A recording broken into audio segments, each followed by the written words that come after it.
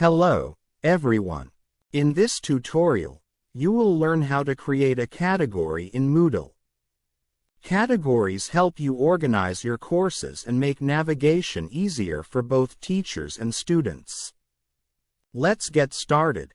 First, let's define what a category is and its potential uses.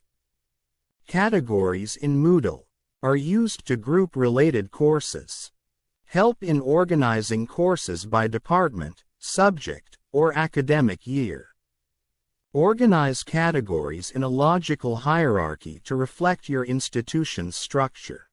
Make it easier for users to find and navigate courses.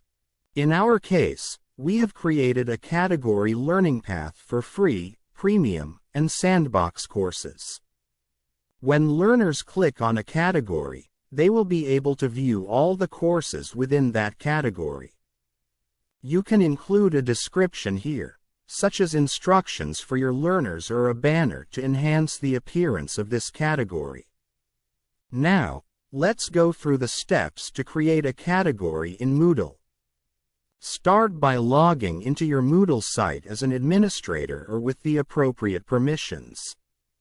In the navigation menu, click on Site Administration.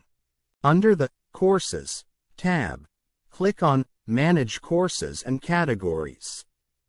Click on the Create New Category button. If needed, select a parent category from the drop-down menu. This allows you to nest your new category under an existing one. Fill in the details for your new category, including the name and an optional description. Click on Create Category to save your new category. And that's it. You've successfully learned how to create a category in Moodle. This feature is essential for keeping your courses organized and making navigation easier for everyone. If you found this tutorial helpful, please like, subscribe, and leave any questions or comments below.